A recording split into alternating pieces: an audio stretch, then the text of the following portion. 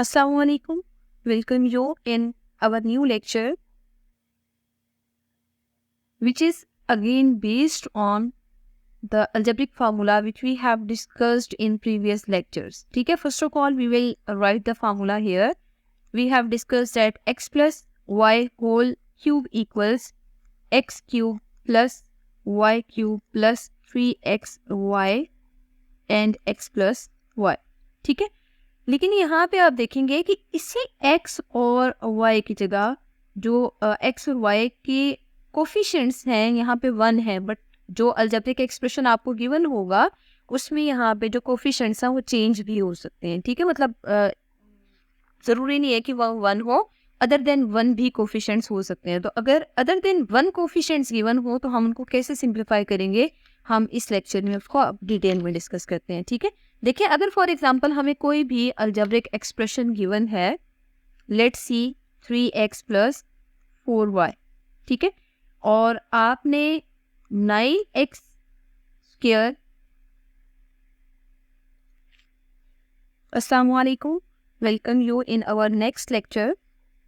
Here we will use the same formula which we have discussed in previous lecture, but there is a little bit difference in evaluation.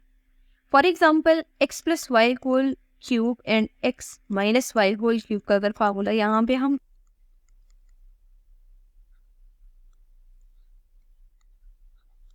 if 5x plus 3y equals 14 and xy equals 7, then find the value of 125x cube plus 27y cube.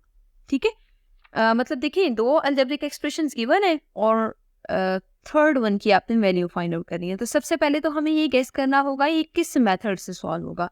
अब देखिए ये जो दो quantities given है ना, ये linear है, लेकिन अगर हम 125x cube plus 27y cube पे फोकस करें तो इसमें क्यूब अपीयर हो रहा है. इसका मतलब ये है कि सबसे पहले हम गिवन डाटा लिखेंगे कि 5x प्लस 3y 14 के इक्वल है और xy की वैल्यू 7 के इक्वल है, और आपने जो वैल्यू फाइंड आउट करनी है 125x क्यूब और 27y क्यूब की वैल्यू फाइंड आउट करनी है. ठीक है, तो हम ऐसा करते हैं कि फार्मूला लिख लेते हैं direct x plus y whole cube का, क्योंकि देखिए क्यूब का ही फार्मूला आ रहा है ना. x plus y whole cube equal है x cube plus y cube plus 3xy and x plus y. But यहाँ पे जब हमने एवेल्युएशन करनी है तो उसमें x की जगह 5x और y की जगह 3y पुट करना चाहिए. ठीक है, तो देखिए x की जगह हमने 5x पुट कर लिया और y की जगह हमने 3y पुट कर लिया, और कोरेस्पॉन्डिंगली आपने इसी तरह फार्मूला में सारी चेंजेस करनी है. तो x की जगह 5x, y की जगह 3y, सिमिलरली 3x की जगह x की वैल्यू, y की जगह y की वैल्यू, और 5x minus plus 3y as it is. ठीक है, अच्छा अब देखिए जो टर्म्स सिंप्लीफाई हो सकती है ना उनको हमें सिंप्लीफाई करना है. देखिए जो आपने वैल्यू फाइंड आउट कर रही है ना 125x क्यूब और 27y क्यूब है, लेकिन अभी तक तो ये इस पूरे फार्मूला में कहीं भी नहीं अपीयर हो रही, लेकिन हमें मजीद थोड़ी सी सिंप्लीफिकेशन करने की जरूरत है. आप ऐसा करें कि इसी फार्मूला में ना जो टर्म्स हमें अलजेब्रिक एक्सप्रेशन में गिवन नहीं है ना उनको सिंप्लीफाई कर दें. 125x क्यूब आ जाएगा 5 का क्यूब, और इसी तरह 3y होल क्यूब जो है वो 27y क्यूब की इक्वल आ जाएगा. अब देखिए 3 को 5 से और फिर जो टर्म आएगी उसको 3 से मल्टीप्लाई करें, तो यहाँ पे 3, 5 एंड 3 को आपस में आप मल्टीप्लाई करें, यू विल गेट 45. ठीक है, और x y as it is और 5x प्लस 3y. अब देखिए ये जो लास्ट पे आपको एक्सप्रेशन मिला है ना, इस एक्सप्रेशन में इस अलजेब्रिक एक्सप्रेशन की वैल्यू आपको फाइंड आउट करनी है जो मैंने अंडरलाइन किया है. ठीक है, लेकिन इसके अलावा जितनी भी टर्म्स आ रही है उन सबको एलिमिनेट होना चाहिए. तो अगर फॉर एग्जांपल आप 5x plus 3y whole cube को देखें तो 5x प्लस 3y की वैल्यू आपको क्वेश्चन की स्टेटमेंट में गिवन है, आपको डायरेक्ट पुट कर दें. 125x cube plus 27y cube की तो वैल्यू एक्चुअली आपने फाइंड आउट करनी है, जिस एक्सप्रेशन की वैल्यू फाइंड आउट करनी है उसको एज इट इज रहने दें. अब देखिए एक्स वाई की वैल्यू भी आपको एग्जाम्पल स्टेटमेंट में गिवन है 7 के इक्वल है और 5x प्लस 3y 14 के इक्वल है। देखिए आपने सारी रिप्लेसमेंट्स करनी है, ठीक है।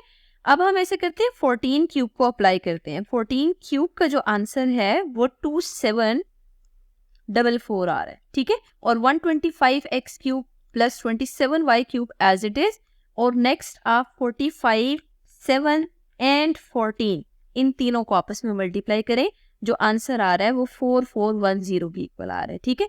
अब देखिए 125x cube plus 27y cube की वैल्यू आपको फाइंड आउट करनी है, तो जो टर्म्स सॉल्व हो रही है उनको आप सॉल्व करें। तो यहाँ पे हमें नजर आ रहा है 2744 और 4410 को माइनस कर लेना चाहिए, ठीक है। तो 2744 माइनस 4410 दोनों को माइनस करने के बाद जो फाइनल एक्सप्रेशन आ रहा है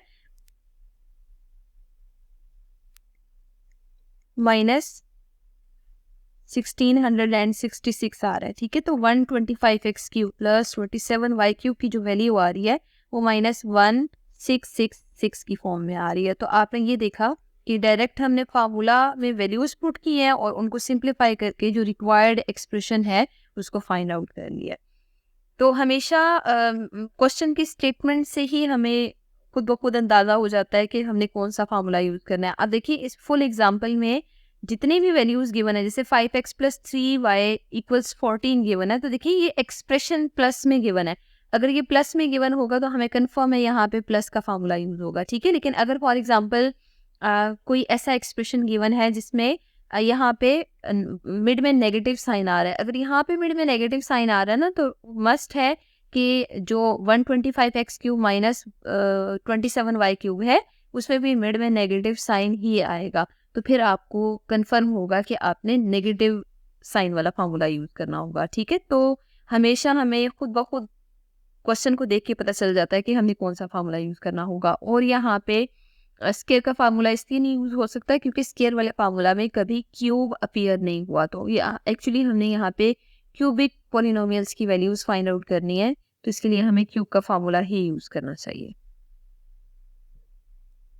जो फुल फार्मूला है x प्लस वाई या x minus y whole cube, तो वो तो आपको हमेशा इस फॉर्म में ही गिवन होगा, ठीक है। लेकिन ये है कि अगर फॉर एग्जांपल किसी भी स्टेटमेंट में जो वैल्यूज हैं बजाय इसकी कि एक्स वाई वेरिएबल यूज करें, उसकी जगह एल एम पी क्यू या आर एस या कोई भी अल्फाबेट अगर वो यूज करते हैं, तो आपने उसके अकॉर्डिंग फार्मूला में चेंजेस करके सेम इसी मेथड को यूज करके सिंप्लीफाई करने में। Hope so you are now familiar with the use of algebraic formulas, कि आपको किस तरह यूज करना है। अगर फॉर एग्जांपल स्केयर वाली वैल्यूज फाइंड आउट करनी है तो ऑब्वियसली स्केयर वाला फार्मूला यूज करेंगे, और अगर क्यूबिक की फॉर्म में फाइंड आउट करनी है तो क्यूब वाला फार्मूला ही यूज होगा। Now in the next lecture we will discuss same formula for single variable.